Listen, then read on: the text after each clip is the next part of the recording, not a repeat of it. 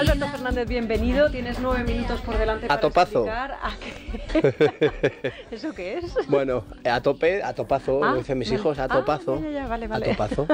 Bueno, vamos a hablar de la quinta gama, vamos a hablar de los alimentos precocinados. Es verdad que muchos nos hemos llevado una sorpresa cuando nos hemos dado cuenta al leer un poco en qué consiste esta ley que van a aprobar en Francia, que en los restaurantes españoles es bastante frecuente tener comida precocinada y después utilizarla en los platos para un resultado final mejor o más deseado. El 23 de octubre, la ministra del género, del gremio en Francia... Que no de género. De género, es que tiene un nombre que es... Ministra de Pequeñas y Medianas Empresas, Comercio, Artesanía y Turismo francesa, Olivia Grégoire, anunció en sus redes sociales la entrada en vigor en el país de una obligación por parte de los restaurantes de obligar al consumidor cuando los platos no hayan sido cocinados en el restaurante. Y esto es quinta gama. ¿Y qué son las gamas? Pues si hay una quinta, hay una primera, una segunda y una tercera. Si te parece, detallamos un poquito lo que es cada gama. La primera gama son los alimentos frescos que no se han sometido a ningún tipo de proceso de conservación o higienización. Fruta, verdura, carne, pescado, lo que sea. Alimentos crudos. Segunda gama, los alimentos en conserva. El tomate pelado, los espárragos, el atún en aceite... Eso es segunda gama. Tercera gama son los congelados, a los que no se les ha roto la cadena de frío. Ojo, los que compras en el supermercado ya congelados. La cuarta gama son envasados en vacío, en atmósferas controladas, que se presentan listos para cocinar, cortados y pelados. Una piña cortada, el pollo cortado en trocitos en un paquete... Esto es la cuarta gama. Y la quinta gama son aquellos que se presentan ya cocinados y listos para consumir. Yo estoy intentando encontrar el origen de esta clasificación de alimentos por gamas, porque no es una clasificación legal, es un consenso. Un amigo, lo puse ayer en Twitter, y un amigo, Alberto Ruiz, me dijo, lo he puesto en la inteligencia artificial de Google y pone que esto es una cosa de los años 30, de hace 30 años, de una empresa estadounidense que se llama Eugenic Foods. Y dije, pues muchísimas gracias, voy a hacer lo mismo yo con Bing, y lo puse en la inteligencia artificial de Bing. Me dijo que no, que parece ser que apareció a mediados de los 90 en Francia, es decir, no hay un consenso de dónde viene, pero yo lo llevo escuchando durante muchos años. Bueno, quinta gama yo aquí sí que diferenciaría entre lo que para mí sí que es realmente quinta gama, pero esto es mi interpretación, y lo que son precocinados. ¿Qué diferencia hay? Precocinado es un alimento que lleva estabilizantes, conservantes, es decir, que lleva aditivos externos a la receta original. Quinta gama es... Te voy a dar un ejemplo muy sencillo. ¿Tú te acuerdas durante la pandemia que nosotros en Asturianos hacíamos unos platos de unos menús envasados al vacío? Bueno, esos menús envasados al vacío lo que se hacía era, se cocinaban, se abatía a temperatura, es decir, se enfriaban, se envasaban al vacío y se ponían durante un tiempo tasado a 70 grados para pasteurizarlo. Eso garantizaba que eso podía estar perfectamente durante 2 semanas en la nevera. ¿Vale?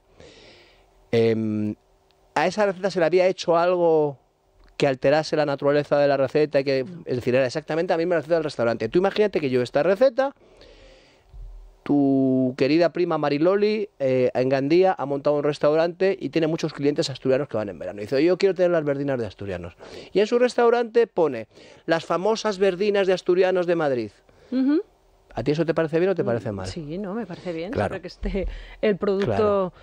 manipulado con las condiciones que merece, ¿no? Pero en cambio, si en vez de poner las famosas verdinas del restaurante Los Asturianos de Madrid de Doña Julia Bombina Ranz, te pone verdinas caseras y compra unas verdinas precocinadas con aditivos, con tal, ¿a ti eso te parece bien? Ya, no es lo mismo, porque me están engañando. ¿Por qué la gente utiliza la quinta gama? Bueno, pues porque, yo digo un ejemplo concreto, es que es Madrid. El metro cuadrado en Madrid está por las nubes. Cuando tú tienes un local en el centro de Madrid, si en vez de tener que cocinar una receta entera desde el principio hasta el final, tú la compras ya elaborada, eliminan metros de la cocina, eliminas personal cualificado que cobra más dinero. Está allí cortando pepinos. Te caben unos metros más en la sala y tienes más mesas. Luego, desde el punto de vista de la rentabilidad, merece mucho la pena. ¿Quiere esto decir que la quinta gama sea buena o sea mala? Pues como casi todo en la vida depende del uso que se haga de ella. Si tú especificas que es un producto de máxima calidad y que es estupendo, o por contra tú optas por un producto súper industrializado para eliminar costes y hacerlo más rápido, bueno, pues es que al final, en realidad, lo importante es si la quinta gama está buena o no está mala. Como concepto no es neutral, no es un concepto bueno ni malo. Siempre que el producto sea bueno y la manipulación la adecuada, ¿no? Claro, y a mí lo que sí que me parece importante es que el consumidor sepa que lo que está comiendo lo has hecho tú. Pero sí es muy frecuente, de hecho, ¿no? Es súper frecuente, más de lo que... Sí, es muy frecuente y nadie te dice lo que es, pero de todas formas yo es que prefiero una quinta gama que haya sido cocinada por gente que sé que sabe cocinar, que no un restaurante que puede haberlo hecho allí, pero que el tipo es un manta y que no sabe cocinar. Y si te dicen es casero, ¿es compatible con la quinta gama? Un postre casero, Vamos, por ejemplo. la legislación, en España no hay una legislación específica que obligue al restaurante a decir exactamente ni los ingredientes, sí, por el tema de los alérgenos, o los celíacos, la gente que tiene alergias, tú tienes que tener una carta en la que especifica alérgenos, pero no te dice, o sea, ¿qué significa casero? Claro. Sí. Porque significa, si nos vamos al significado casero, es hecho en casa, un restaurante no es una casa. Quiere decir que lo has hecho en tu casa y lo has llevado al restaurante, o sea, casero. A ver, yo por casero entiendo que lo han hecho allí. Claro, sí, pero la interpretación. Ellos, la interpretación han cogido y han abierto un paquete y te lo han puesto un coulant de chocolate. Claro. Ejemplo, que es el ejemplo más claro. Cualquier coulant de chocolate de supermercado es delicioso, Alberto. Pero si lo haces tú, me imagino que está mejor. Pues esa es la diferencia. Pues normalmente no, porque son platos tan complicados que si lo haces tú normalmente va a ser una castaña, a no ser que seas un super pastelero, y si lo compras ya hecho va a ser fantástico. Va a ser ¿sabes? Fantástico, sí.